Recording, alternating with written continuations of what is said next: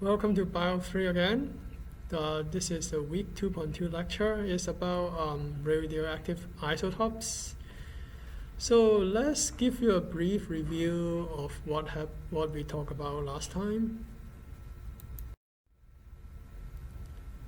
Well, as you can see in here, we have an atom here.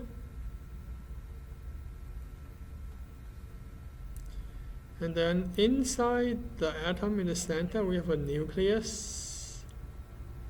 And inside the nucleus, we have proton, and proton is depicted by those blue balls. Blue balls, yes. Neutron, they are the red balls.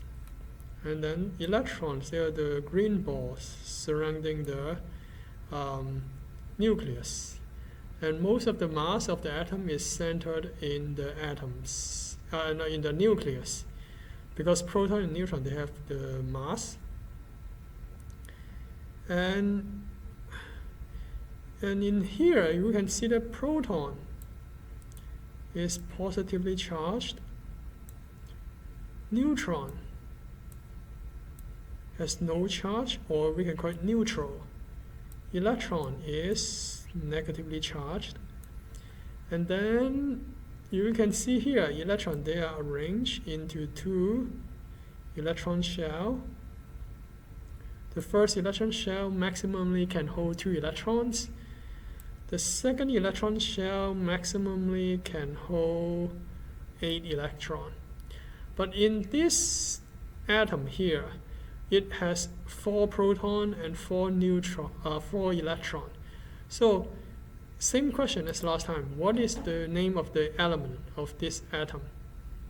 If you still remember our lecture, it is beryllium. B-E, beryllium. Okay. So let's start with something new.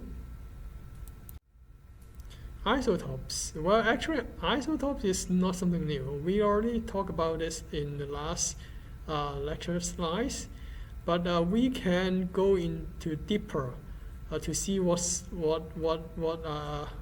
see the story of the isotopes. So isotopes, the atom of the same atom. That means they have the same number of proton, but they have different number of neutrons. So remember atomic number. Atomic number 6, meaning that it is carbon. So they all have 6 proton. That makes them all carbon. And what is the name of the top number here? This is called atomic mass. I hope you still remember. What is the definition of atomic mass? It is number of proton plus number of neutron.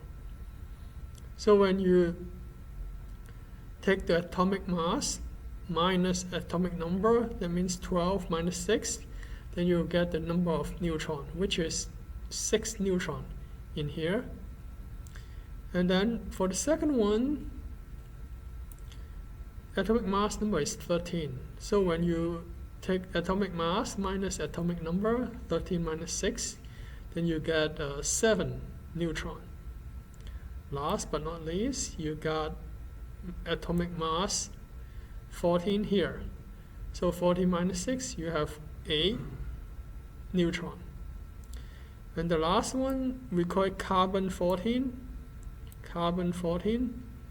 Carbon 14 is radioactive, but carbon 13 is not. So this is a very important concept that you need to know. Not all isotopes are radioactive.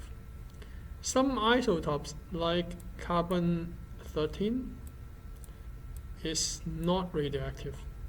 But isotope like carbon 14 is radioactive. So not all isotopes are radioactive. Some are radioactive, some are not. But most of the carbon 12 is the is the most abundant isotope in nature. Usually the most abundant isotope we can find in the nature, they are not radioactive, usually. So let's take a closer look at the carbon atom. Well, carbon atom, we have 6 proton, 6 neutron. So what is the mass number for this? Mass number will be number of proton plus number of neutron, which is 12. In other words, this is carbon 12, the most abundant carbon in the nature, we can find in the nature.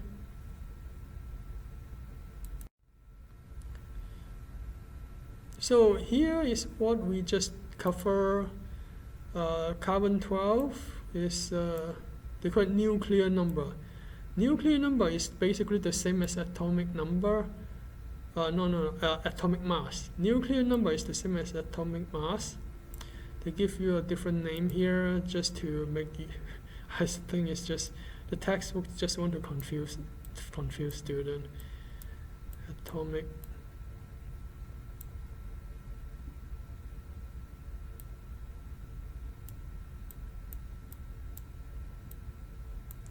mass.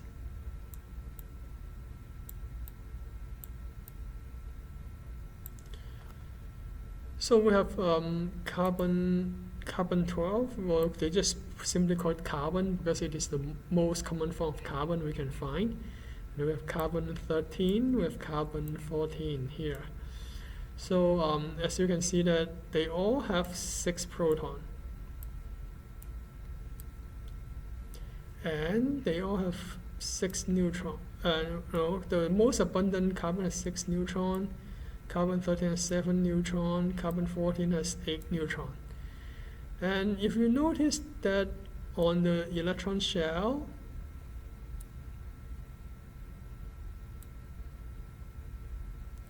they all have the same number of electrons. It's just that the atomic mass or the nuclear numbers, they are different because of the different number of neutrons. So remember this. The differences, the atomic mass, atomic number, and the isotope. What does it mean? Carbon 13, carbon 14.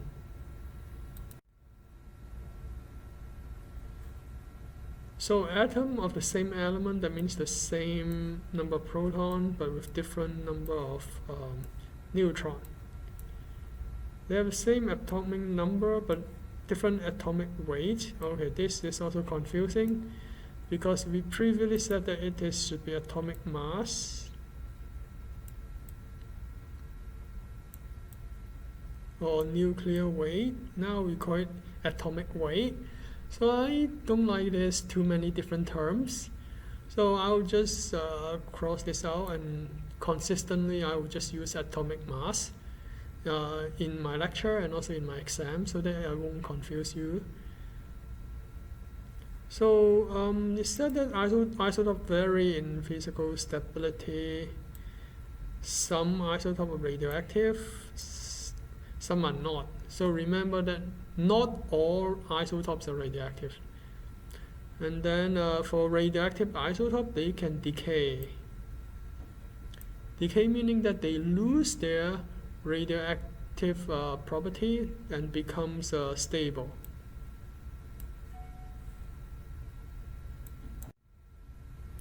So what does it mean radioactive? Radioactive meaning that they can release radiation. That's why we call it radioactive. And then when the radioactive isotope releases the radiation, they also decay because the radiation contains energy, and releasing extra energy will make the isotope become more stable. So if we take a look at the figure here, when the radioactive isotopes start to decay, you will generate a 3 daughter isotope here. One of them will release a helium nucleus, which is something what we call alpha ray. Some will release electron, we call it a beta ray. Some will release a photon, which is something that we call gamma ray. If you want to know gamma ray, watch the Marvel's superhero Hulk. He has too much gamma ray, and that's why he becomes a Hulk. And then radiation can be detected by devices. We can use radiation for diagnosis or destroy living cell, especially to kill cancer cell.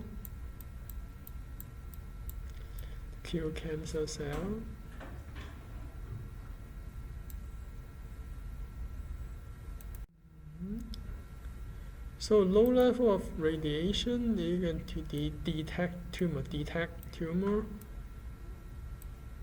and diseases.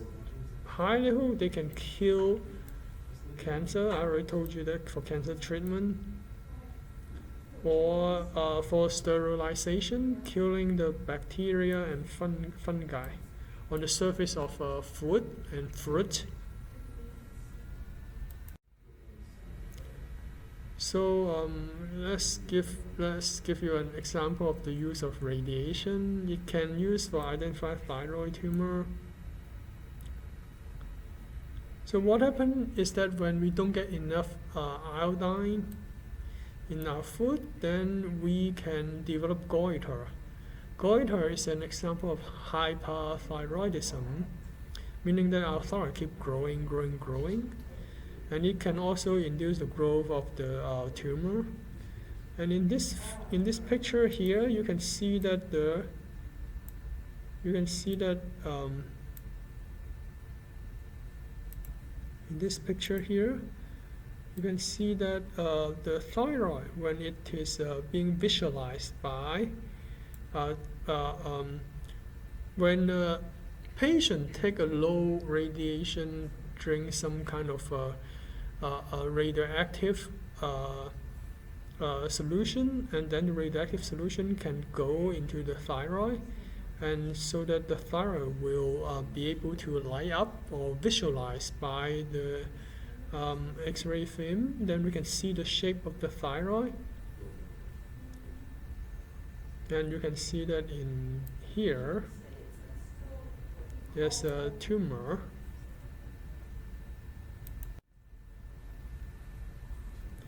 And thyroid gland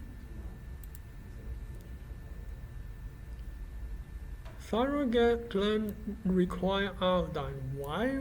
How come we always said that when we don't get enough iodine, then we will get goiter? The reason is that the thyroid gland require iodine to make T3, T4 hormone.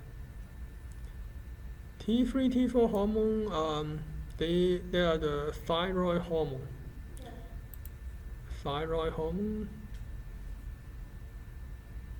They're the thyroid hormone. T4, we call it thyroxine. So at our level, you don't need to know the name, but when you take physiology, then you will need to know the name. So T3, T4, they are, when we group together, we call that thyroid hormone, and T4, specifically, we call T4 thyroxine. The function of the thyroid hormone is to increase metabolic rate, and also it can generate heat or to keep our body warm. And then if we have tumor growing in the thyroid gland, it can cause hyperthyroidism.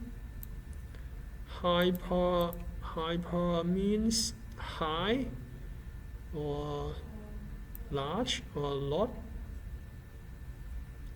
Hypothyroidism, hypo means low.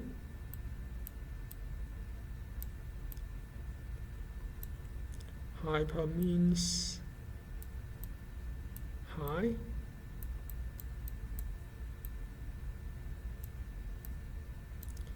What is MR? MR stands for metabolic rate. Hyperthyroidism will increase metabolic rate. This is what it means here.